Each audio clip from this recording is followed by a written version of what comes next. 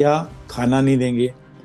आपको low cost दे रहे हैं तो आपकी सीट पिच कम करेंगे। आपकी सीट बहुत ज़्यादा कंफर्टेबल नहीं होगी, बिजनेस क्लास होगा नहीं। एयर इंडिया एक महाराजा था। एज ए पैसेंजर आपको चाहिए क्या? सबसे पहले चाहिए आपको खाना, कंफर्ट और कैबिन। तो ओवरवेट के लिए पैसे ज़्यादा मांगे जाएं, फ्लाइट डिले हो जाए, खाना ना मिले या सीट को चेंज कर दें तो हमारी कस्टमर कंप्लेंट्स के अंदर स्टार्ट खाने से ही होती है, या एयर होस्टेस ने उसे डील नहीं किया ढंग से, इससे हुई है। और ये यहाँ से कंप्लेंट शुरू होकर वो अल्टीमेटली ये मानते हैं कि एयरलाइन का एयरक्राफ्ट भी खराब है, सब कुछ खराब है। ये प्रॉब्लम आएंगी एयर इंडिया के साथ। एयर इंडिया की उड़ान संख्या A171 के अहमदाबाद में दुर्घटनाग्रस्त होने के बाद एयर इंडिया की विश्वसनीयता पर प्रश्न चिन्ह खड़े हो गए हैं। हर दिन उसकी फ्लाइट डाइवर्ट हो रही हैं, कैंसिल हो रही हैं या उनमें खराबी नजर आ रही है। केंद्रीय मंत्री शिवराज सिंह चौहान को अपनी उड़ान टूटी सीट पर बैठकर पूरी करनी पड़ी। तो कभी टॉयलेट चौक होने की वजह से फ्लाइट बीच में उतारनी पड़ी। किसी फ्लाइट में एसी खराब हो जाता है, किसी में खाने में कीड़ा निकल आता है, तो कभी रास्ते में क्रू बेहोश हो जाता है। आखिर कभी भारत की नेशनल करियर कहे जाने वाली एयर इंडिया को हुआ क्या है? हमने हाल ही में एयर इंडिया से रिटायर हुए इंद्रजीत सिंह जी से AI171 की दुर्घटना के कारणों पर बात की थी। उसका वीडियो हमारे यूट्यूब चैनल पे देख सकते हैं। लिंक भी हमने इस वीडियो के डिस्क्रिप्शन में दिया है। आज हम उससे जानना चाहेंगे कि एयर इंडिया की यह हालत क्यों हुई है। एक बार फिर आपका बहुत बहुत स्वागत है, इंद्रजीत सिंह जी। तो इंद्रजीत सिंह जी, मैं आपसे सबसे पहले ये जानना चाहता था कि आपने इतने लंबे समय तक एयर इंडिया में काम किया है और आज एयर इंडिया बहुत चर्चा में है, और for all the wrong reasons. आपको क्या लगता है कि क्या इसके साथ बुरा क्या हुआ है? क्यों ऐसी हालत है? नमस्कार सर। ये किसी भी कंपनी या किसी भी एक्सीडेंट या किसी भी हार के बाद ये स्वाभाविक है कि उस कंपनी, उस टीम, उस ऑर्गेनाइजेशन के ऊपर क्वेश्चन उठे। आज क्योंकि ये एक्सीडेंट हुआ है तो इसलिए एयर इंडिया लाइमलाइट में है। पर एज ए एविएशन कोई बहुत सीरियस चीजें मैं देखता नहीं हूँ। जी, लेकिन अ, इसके साथ बराबर कुछ ना कुछ ऐसी चीजें हो रही हैं कि कभी कोई जहाज डाइवर्ट करना पड़ रहा है, कभी कोई जहाज कैंसिल हो रही है फ्लाइट, कभी किसी के टॉयलेट में जाम हो जा रहा है, उसकी वजह से इंटरनेशनल फ्लाइट बीच में ग्राउंड करनी पड़ रही है, बीच में इमरजेंसी लैंडिंग करनी पड़ रही है। तो कभी खाने में कुछ खराबी निकल रही, कभी एसी खराब है, कभी सीट टूटी हुई है, तो कभी मतलब ऐसी ऐसी चीजें हैं कि जिनको मतलब किसी भी फ्लाइट के लिए, किसी भी एयरलाइन के लिए मुश्किल होगा उसको डिफेंड करना। तो ऐसा जब आप काम करते थे तब तो मेरे ख्याल से एयर इंडिया ऐसी नहीं थी। सर ऐसे है कि इसके लिए थोड़ा सा टाइम चाहिए होगा। जी। अ, क्योंकि जब एयर इंडिया और बाकी एयरलाइन, जैसे हम आज की टाइम में दो एयरलाइन बड़ी हैं, वो इंडिगो है और एक आपकी एयर इंडिया है। एयर इंडिया पहले से ही बड़ी थी। इंडिगो बाद में आई और उसने एक मार्केट को कैप्चर कर लिया। इंडिगो का कंसेप्ट है लो कॉस्ट। उन्होंने लोगों की एक्सपेक्टेशन पहले से ही खत्म कर दी कि आप हमारे से ये चीज एक्सपेक्ट ना करें। क्या खाना नहीं देंगे? आपको लो कॉस्ट दे रहे हैं तो आपकी सीट पिच कम करेंगे। आपकी सीट बहुत ज्यादा कंफर्टेबल नहीं होगी, बिजनेस क्लास होगा नहीं। तो ये उन्होंने पहले से लोगों के माइंड में सेट कर दिया कि आप हमारे से लो कॉस्ट मांग रहे हो तो लो कॉस्ट हम आपको दे रहे हैं। जबकि एयर इंडिया एक महाराजा था। एक जी। Air India full fledge airline थी, तो वो हर चीज देती थी। पहले गवर्नमेंट की थी, तो लोगों को गवर्नमेंट से कभी भी शिकायतें हमेशा जल्दी से होती हैं। और उसकी एक पीआर वैल्यू या एक मार्केट में जो करनी होती है मार्केटिंग, वो उसमें गवर्नमेंट बॉडी कभी भी अग्रेसिव नहीं रहती, जबकि प्राइवेट वाली रहती हैं। तो इसलिए हमेशा एयर इंडिया एक रिसीविंग एंड पे रहा है। एज ए पैसेंजर आपको चाहिए क्या? सबसे पहले चाहिए आपको खाना, कंफर्ट और कैबिन। उनको कोई लेना देना नहीं है कि इंजन कैसे हैं या आपके लैंडिंग गियर कैसे हैं या फ्लाइट कैसी है, उन्हें कोई लेना नहीं। उन्हें कैबिन, उसकी रिक्वायरमेंट ही कैबिन है। तो एक पैसेंजर की जो रिक्वायरमेंट है, उसकी कंप्लेंट शुरू होती है जब वो चेक इन करता है और उसको ओवरवेट के लिए पैसे ज़्यादा मांगे जाएं, फ्लाइट डिले हो जाए, खाना ना मिले, या सीट को चेंज कर दें, या फ्लाइट में ये आईएफई नहीं है भी, ये चीजें उसे डिस्टर्ब करती हैं। और जब एक जगह से शुरू होती है बात, तो वो कंप्लेंट पे ऊपर कंप्लेंट आती है। अल्टीमेटली जो मेरा एक्सपीरियंस है, मेरा कैबिन में भी अंदर एक अच्छा एक्सपीरियंस है, तो हमारी कस्टमर कंप्लेंट्स के अंदर स्टार्ट खाने से ही होती है, या एयर होस्टेस ने उसे डील नहीं किया ढंग से, इससे हुई है। और ये यहाँ से कंप्लेंट शुरू होके वो अल्टीमेटली ये मानते हैं कि एयरलाइन का एयरक्राफ्ट भी खराब है, सब कुछ खराब है। यस, कुछ प्रॉब्लम्स हैं जो, क्योंकि जब गवर्नमेंट बॉडी थी तब उसके अंदर कुछ फाइनेंस के इश्यू थे, और हमने वो चीज़ें जो चेंज करनी चाहिए थी, मॉडिफिकेशन करनी चाहिए थी, वो नहीं हो पा रही थी। तो ये एक इशू आए, जब टाटा ने लिया उसने पैसा लगाया, पर उसके साथ एक बहुत ह्यूज एयरलाइन मिली जिसका एक अपना सिस्टम था, उसको डेवलप करने में टाइम लगा, उसके पास मैन पावर की अर्ली प्रॉब्लम्स थी, उसको दूर करने में लगा हुआ। तो इसलिए ये प्रॉब्लम्स आएंगी एयर इंडिया के साथ, क्योंकि वो फुल फ्लैज एयरलाइन है। कैबिन इश्यूज हैं, जो बहुत सारे इश्यूज पैसेंजर्स के कारण भी हैं, जैसे कि टॉयलेट चोकिंग है। वो मेजोरिटी ऑफ द केसेस में हमने देखा है कि पैसेंजर ने वहाँ पे कुछ ना कुछ एफओडी किया है, कोई कपड़ा डाल दिया, नेपकिन डाल दिया, बॉटल डाल दी, कुछ डाल दिया, उसके कारण ये होता है। अ, इसमें थोड़ा और मैं टाइम लूंगा तो, जैसे आप नैरो बॉडी के एयरक्राफ्ट देखो जिसकी ड्यूरेशन ही 2 घंटे से ज्यादा नहीं है, उसमें कभी भी आपको टॉयलेट चौक नहीं मिलेगा, उसमें टॉयलेट कैब नहीं इशू मिलेंगे, इवन सीट्स की भी इशू ज्यादा नहीं मिलेंगे। पर आपको लॉन्ग हॉल्ट में मिले, लॉन्ग फ्लाइट्स में मिलेंगे मिलेंगे, क्योंकि 15 घंटे, 14 घंटे, 10 घंटे की फ्लाइट है, उसमें कुछ ना कुछ इशू आते हैं, और वो इशू आने के कारण पैसेंजर उसको मैग्नीफाई करते रहते हैं। ये एक इश्यूज हैं जो इंडिगो को नहीं फेस करना पड़ता, जबकि एयर इंडिया को फेस करना पड़ेगा। चूंकि टाटाज ने खरीदा, टाटा का इतना बड़ा नाम है, और टाटा ने ही ये एयरलाइन शुरू की थी, तो इसलिए जब टाटाज ने इसको खरीदा तो पैसेंजर्स की बड़ी एक्सपेक्टेशंस थी कि अब टाटा के पास चली गई है तो इसकी सुविधाएं बढ़ेंगी, इसमें इसमें इफिशिएंसी बढ़ेगी। बट हो ही रहा है कि प्राइवेटाइजेशन से पीछे चलती चली जा रही है हर तरीके से एयरलाइन, चाहे सेफ्टी इश्यूज हैं चाहे कंफर्ट इश्यूज हैं।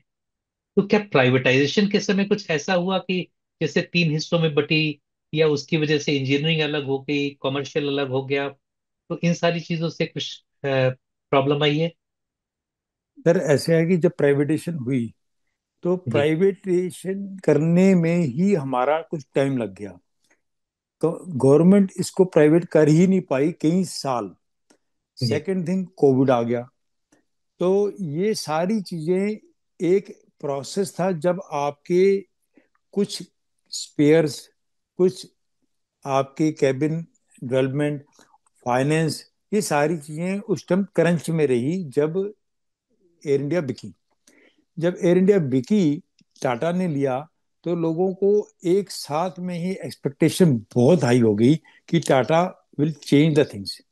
यस, टाटा के पास बहुत पैसा है और इन्फ्यूज भी कर रहा है, जो पुराने सिस्टम थे उसको वो चेंज भी कर रहा है, कुछ जगह पे उन्होंने एक सक्सेस ले ली है। पर क्योंकि जब बेची गई तो AISL जो इंजीनियरिंग विंग था, उसको आपने नहीं खरीदा, या गवर्नमेंट ने बेचा नहीं है। ये एक गवर्नमेंट पॉलिसी थी, या टाटा ने उसे फोर्स नहीं किया कि ASL भी दे दो। ASL की अपनी एक कैपेबिलिटी है, अपनी एक एक्सपीरियंस है, अपनी एक मैन पावर की एक स्ट्रेंथ थी, जिसके पास रिचनेस थी एक स्किल की। पर वो किसी भी कारण उसके साथ जा नहीं पाई। जब एयर इंडिया पहले थी तब हम MRO सिस्टम नहीं था, तो दोनों चीजें इकट्ठी थी। तो इंजीनियर्स और एयरक्राफ्ट्स और पायलट्स और बाकी सारी कंपनी एक मानी जाती थी। पर जैसे ही एमआरओ हुआ और एईएसएल को अलग कर दिया, और जब सर बेचने का थोड़ा सा टाइम अगर आया। सर अगर आप एक्सप्लेन कर सकें एमआरओ क्या है। अच्छा, एमआरओ है, एक कंसेप्ट आया कार 145, जब बहुत सारी एविएशन में चेंजेस आने हुए वर्ल्ड वाइड में, बहुत सारे फ्लाइट्स एयरक्राफ्ट आ गए, तो उसको कोई एयरलाइन, सारी एयरलाइन के पास कैपेबिलिटी नहीं थी कि वो सारे एयरक्राफ्ट को मेंटेन कर पाए, या कोई एयरलाइन ऑपरेटर आना चाहता है पर उसके पास इंजीनियरिंग नहीं है। तो उसने मेंटेनेंस, रिपेयर और हॉल का एक कंसेप्ट लाया कि ये अलग बॉडी होगी जो किसी भी एयरलाइन को आप रिपेयर कर सकते हो। तो इसे कार 145 कहते हैं। तो कार 145 के अंदर हर एक को अपना एमआरओ बनाना था। तो एयर इंडिया ने भी बनाया, इंडिगो ने भी बनाया, बाकियों ने भी बनाया। इंडिया में एमआरओ बहुत ज्यादा सक्सेसफुल अभी तक नहीं हुआ, क्योंकि उसके अपने कुछ रीजंस हैं, और वो सक्सेसफुल नहीं हुआ। पर एएसएल फुल फ्लेज एक एमआरओ है, जो एएसएल के एम्प्लॉइज को बहुत देर तक, अभी तक भी शायद ये समझ नहीं आया कि वो एमआरओ हैं ना कि एयरलाइन है। जबकि 2014 से वो एमआरओ डिक्लेयर कर दिए गए थे, पर हम सारे ही एएसएल में as a engineer air India को अपना एयरलाइन मान के चलते रहे, और उस पर काम पूरे डेडिकेशन से करते रहे। जो उनके पास फैसिलिटीज थी, जो उनके पास कंपोनेंट थे, जो उनकी नॉलेज थी, उससे मेंटेन कर रहे थे। जबकि गवर्नमेंट की तरफ से पैसा इंड्यूस इन्फ्यूज करना बंद हो गया था। इतना पैसा नहीं था जिससे हम अपग्रेड कर सकते। टाटा ने आके उसको इन्फ्यूज किया है पैसा, उसके अंदर पैसा लगाया है उसके। पर उनकी प्रॉब्लम ये थी कि एएसएल के साथ उनकी बॉन्डिंग नहीं हो पाई, और अभी एएसएल से काफी हद तक उन्होंने काम वापस ले लिया है। सिर्फ ओवरऑल का काम रह गया है, और मेजर सिटीज में से दिल्ली में ही उनके पास पूरा काम है। वाइड बॉडी का काफी काम अभी भी एएसएल के पास है। पर दोनों, they are not a one body, one soul and one thinking. तो इसलिए टाटा ने ऑल्टरनेट एमआरओज को लेना शुरू कर दिया है, जिसमें बहुत सारा मल्टी कल्चर आ गया है। वो एक इशू उनके साथ अभी चलेगा, क्योंकि एएसएल के पास जितने भी इंजीनियर्स थे वो लॉयल टू द कंपनी थे। उनकी लॉन्ग लेंथ थी, लॉन्ग सर्विस की थी, और वो एक ही कंपनी में रहे। पर अब जो नया कल्चर आ गया है कि कॉन्ट्रैक्ट सिस्टम से, वो लॉयल्टी टू द कंपनी हर एक एयरलाइन, हर एक एमआरओ के साथ प्रॉब्लम है। एक एक प्रॉब्लम जरूर है, जो अब टाटा परमानेंट एम्प्लॉय लेगा, उसे ट्रेन करेगा, एक कल्चर में लाएगा। क्योंकि अभी भी टाटा के अंदर 10 कल्चर हैं। जेट एयरवेज, गो एयरवेज, स्पाइस जेट, इंडिगो, सारे उसके अंदर आए हुए हैं। उनके अलग अलग कल्चर बैकग्राउंड्स हैं, और उनको टाटा को अपना एक कल्चर बनाना है। उसमें थोड़ा टाइम लगेगा। बाकी सेफ्टी पॉइंट ऑफ से कोई इशू नहीं है, मैं मानता हूँ। मतलब इसको ये कह सकते हैं कि जिस समय डिवीजन हुआ उस समय इंजीनियरिंग जो उसका विंग था वो अलग कर दिया गया। जो उसका ग्राउंड हैंडलिंग या जो कमर्शियल वेंचर्स थे वो अलग कर दिए गए। और सिर्फ हवाई जहाज जो जो एयरक्राफ्ट थे वो टाटा को मिले। तो टाटा के पास उनका मेंटेनेंस और रिपेयर का बहुत ज्यादा वेयरविदल नहीं था, जो उन्होंने जो AIESL है उसको उन्होंने 2 या 3 वर्षों के लिए हायर किया कि आप हमारा मेंटेनेंस देख लीजिए। और अब वो समय शायद खत्म हो रहा है। क्या इस वजह से समस्याएं बढ़ रही हैं इंजीनियरिंग को लेकर? सर, एएसएल के बारे में मैं बता दूं, a as a MRO, this is the biggest MRO. इनके पास सबसे बड़ी है कि इनकी जो एमीज थे, वो बहुत एक्सपीरियंस थे। उन्होंने एक बहुत लाइफ, और बोइंग से लेके या फॉकर से लेके उन्होंने लेटेस्ट एयरक्राफ्ट तक, 787 तक काम किया है। उनके पास एक्सपीरियंस अच्छा है। लॉयल्टी तो कंपनी थी। उनकी रीच बहुत ज़्यादा थी। उनका एक्सपीरियंस इन क्राइसिस बहुत ज़्यादा था। हमने कुवैत के अंदर देख करके देखा, और कितनी क्राइसिस आए उसके अंदर करके देखा। इंजीनियरिंग मार्वलस है एआईएसएल की। पर टाटा ने लिया नहीं, और एक एक नैरेटिव बनाया गया कि पीएसयूज कभी अच्छा काम करते नहीं हैं, जबकि मैं मानता हूं कि एएसएल एक one of the best MRO होना चाहिए था। यस, उनको एक बिजनेस के अंदर मार्केटिंग या कॉस्टिंग करनी नहीं आती थी, क्योंकि वो एक कंपनी के साथ जुड़े थे, वो अपनी कंपनी थी, उसके साथ काम कर रहे थे।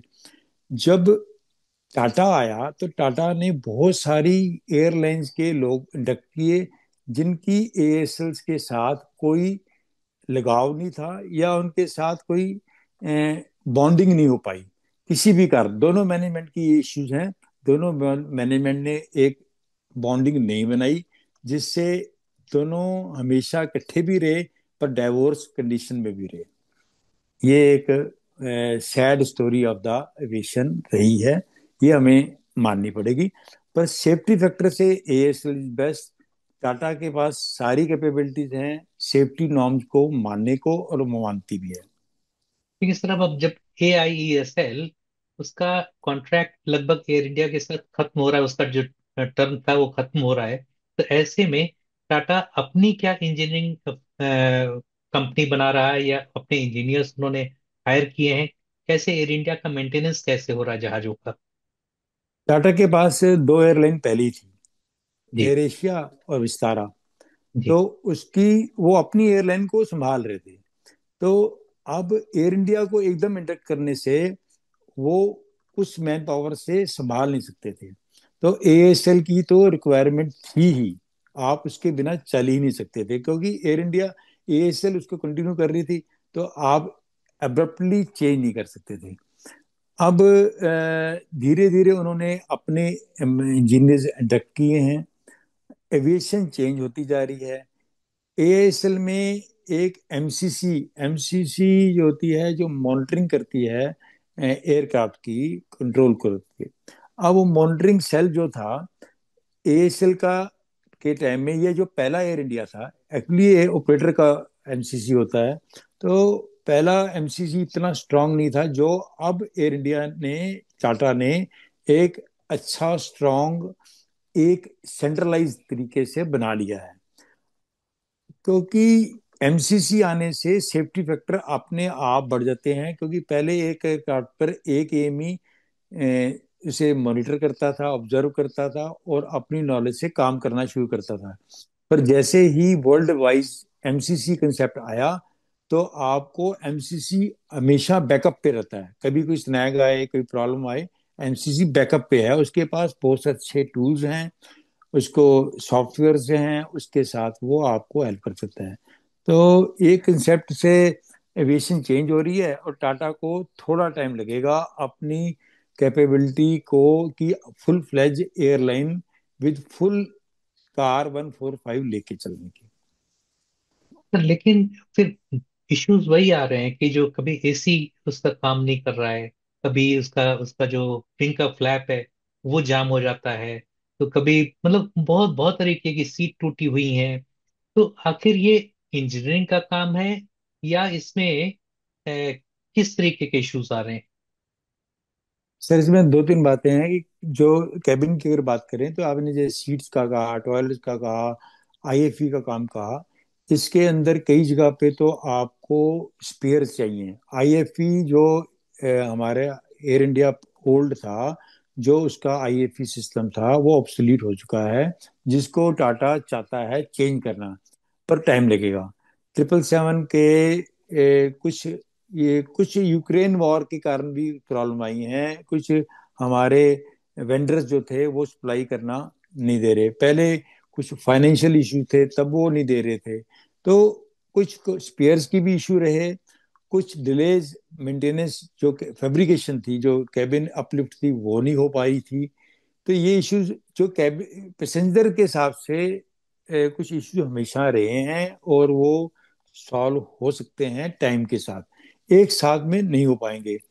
पर इंजीनियरिंग पॉइंट ऑफ व्यू से यस, क्योंकि मैंने कहा कि एएसएल और एयर इंडिया अभी एक वन टीम की तरह काम नहीं कर पाई, तो इसलिए ये थोड़े बहुत इश्यूज आए क्योंकि मिक्स कल्चर आता जा रहा है। टाटा के अपने भी हैं, कहीं विस्तारा से भी है, कहीं से जीएमआर से भी लेते हैं, कईयों से लेने से मिक्स कल्चर के कारण अभी एक स्ट्रीमलाइन होने में थोड़ा सा टीदिंग प्रॉब्लम है। पर ये सेफ्टी इशू के साथ लिंक है नहीं है। कभी कभी फ्लैप जैब की जैसे बात की, या कोई हाइड्रोलिक लगा हुआ है, या डाइवर्जन हुआ, ये एक एविएशन इतनी बड़ी फ्लीट में होगा, होता रहेगा, इसमें कोई बड़ा इशू नहीं है। यस, ये क्रैश एक ऐसा इशू है जिसके ऊपर हम सारे ही एयर इंडिया के ऊपर उंगली उठा रहे हैं। पर मैं मानता हूँ कि ये इनके लिए हार्ड टाइम है, एयर इंडिया के लिए भी और बोइंग के लिए भी, डीजीसीए के लिए भी, सभी के लिए एक हार्ड टाइम है। दो चीजें हैं। पहली चीज तो, चूंकि आप इंजीनियर हैं तो इसलिए हम इंजीनियर की बात करते हैं कि क्योंकि एयर इंडिया एक्सप्रेस और एयर इंडिया दोनों फ्लाइट उड़ा रहा है, साथ में विस्तारा भी है और जैसे आपका एयर एशिया भी है।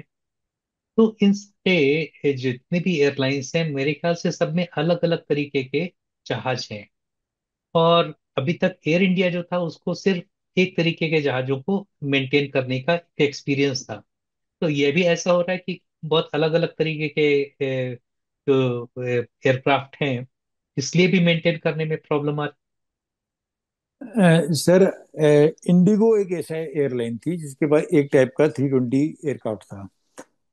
एयर इंडिया हमेशा, क्योंकि गवर्नमेंट इंटरफेरेंस थी, गवर्नमेंट की पॉलिसीज थी, लॉन्ग हॉल के लिए वो बोइंग को यूज कर रहे थे, जो वाइड बॉडी हम कहते हैं उसे बोइंग विंग भी कहते हैं, और नैरो बॉडी को हम बेसिकली एयरबस विंग कहते हैं। उसके पास एयरबस के जहाज थे। पर ऐसा नहीं कि वाइड बॉडी के पास एयरबस नहीं थी, पहले भी एयरबस 300 रहा है। उसके बाद अब वो मिक्स उनके पास हैं। बोइंग भी उतने हैं जितने 320 हैं, या एयरबस हैं, 350 आ गया है। तो ये मिक्स एयरक्राफ्ट का बुकेट है एयर इंडिया। उनके पास एक्सपीरियंस था, हर एक का था, ऐसा कोई प्रॉब्लम नहीं है कि उनके पास नहीं एक्सपीरियंस था। यस, क्योंकि अब एयर इंडिया जो टाटा का है, उसको बहुत सारी एयरलाइंस के इंजीनियर्स हायर करने पड़े, टेक्नीशियंस हायर करने पड़े। उनके अलग अलग अपनी क्वालिटी थी, अपनी अपनी बैकग्राउंड थी, एक कल्चर था। उसको एक कल्चर में लाने में कुछ टाइम लगेगा। वो किसी भी एयरलाइन के साथ होगा, एयर इंडिया को ये फेस करना पड़ेगा। इतनी जल्दी में आपको कि एक दिन में कल्चर चेंज हो जाए या सारे एक ही थॉट पे आ जाएं, ये थोड़ा सा टाइम जरूर लगेगा।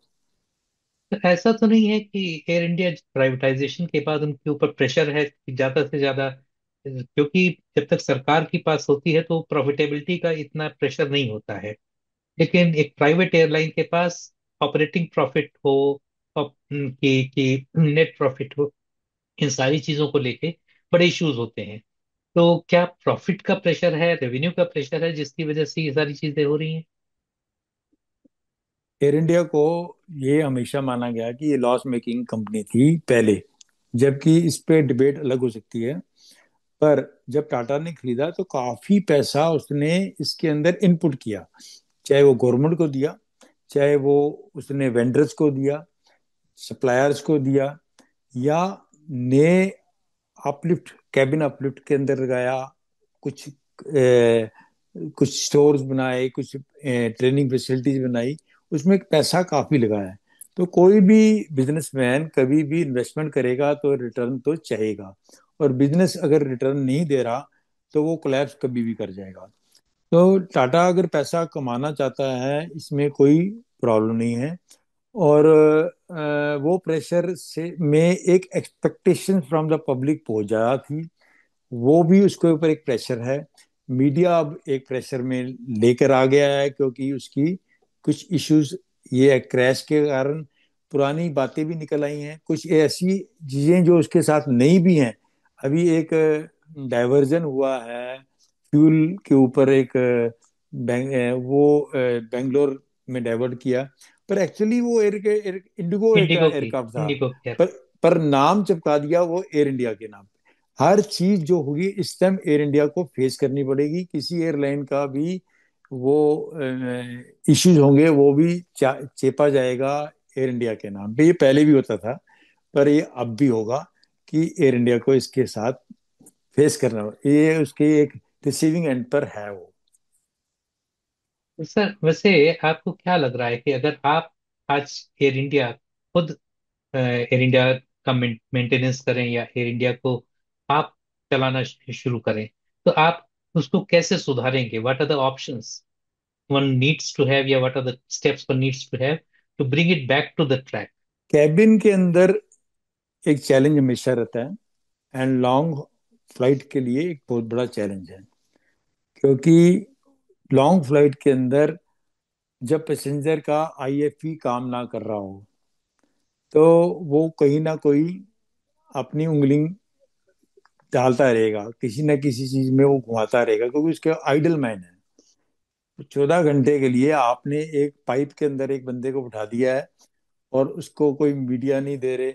अब उन्होंने वाईफाई का सिस्टम शुरू किया है, उससे आप अपने लैपटॉप या अपने मोबाइल पे देख सकते हो। पर अगर ये प्रॉब्लम्स हैं, तो वो कुछ ना कुछ करता रहेगा। और फ्लाइट बहुत बड़ी है, बड़े लोग हैं, टॉयलेट के ऊपर एक बड़ा प्रेशर रहता है। तो वो इश्यूज भी आते रहते हैं, क्योंकि इंडियन कल्चर जो है वो कहीं पे भी कोई भी चीज फेंक देते हैं। तो एक टॉयलेट के अंदर में एक फ्लश है, फ्लश के अंदर कुछ भी फेंकोगे तो वो एक प्रॉब्लम है। ये एक नेशनल इशू है, जो हमारी सफाई के बारे में या एक किसी मेंटेन करने के बारे में पब्लिक भी रिक्वेस्ट की जरूरत पड़ती है। यस, जो कैबिन के अंदर जो काम है वो आप, जो टाटा को करना चाहिए, जो कर भी रहे हैं, किसी हद तक कर पाए हैं, पर अभी बहुत ज्यादा करना बाकी है। कि आपको डेडिकेटेड थोड़ा मैन पावर बढ़ानी पड़ेगी, कैबिन को और एनरिच करना पड़ेगा, वहां पर टाइम ग्राउंड पर जा देना पड़ेगा। आप एयरक्राफ्ट को हमेशा उड़ाते रहोगे और टाइम कम दोगे ग्राउंड पर, तो कैबिन के लिए एक चैलेंज हमेशा रहेगा कि वो उसको मीट नहीं कर पाएगा। तो मैं टाटा के को अगर कोई सजेशन देना चाहूँ, तो मैं ये कहूँगा कि they are doing, but more is required on the ground as a technicians, as a engineers, dedicated teams, जो हम अभी उस जगह तक पहुंच नहीं पाए। Close it down here itself. आपसे बात अगर करके जी, अगर सॉरी, आप एक एक मिनट दें तो मैं इतना कह सकता हूँ। जरूर। जो जो मैसेज ऑफ द क्रंच है कि एविएशन बहुत सेफ है। एविएशन या एयर इंडिया या कोई भी एयरलाइन कभी भी कटिंग नहीं करती सेफ्टी के अंदर, क्योंकि उसकी इनबिल्ट एक सिस्टम्स हैं, वो उसको मानती है। और अगर कहीं पे कुछ चूक हो भी जाए, तो बैकअप्स इतने हैं कि वो क्रॉस चेक करते रहते हैं। तो एविएशन के बारे में, क्योंकि मैं एविएशन बॉडी से हूँ और एविएशन में रहा हूँ, एविएशन मेरा ब्रेड एंड बटर रहा है, मैं ये कह सकता हूँ कॉन्फिडेंटली, एविएशन बिल्कुल सेफेस्ट ऑफ द सेफेस्ट एक ट्रांसपोर्टेशन है। आप इसके ऊपर कोई डाउट मत कीजिए। अगर कोई डिजाइन इशू पे कोई प्रॉब्लम होगी, यस, वो कंपनी जो बनाती है वो उसको सॉल्व कर लेंगी। ठीक है सर, आपसे बात करके बहुत ही अच्छा लगा, and I think we have covered almost every issue under the sun about aviation and air India खास तौर पे। आपसे बहुत बहुत धन्यवाद आपको। हम फिर कोई ना कोई इशू पे बात करेंगे। तब तक आप आपसे विदा लेते थैंक यू। हैं। Thank you sir. Thank you. Thank you. It was a very nice talking to you. It was quite well-informed discussion, and I think audience have a lot of things to take away from this discussion. We'll come back to you as and when we need to do a next interview. Thank you so much. तब तक आप लोग देखते रहिए Indian mastermind. Please like and subscribe our channel. To get our new videos, please press the bell icon below. Till then, stay curious, stay informed, stay tuned to Indian Masterminds. Thank you very much.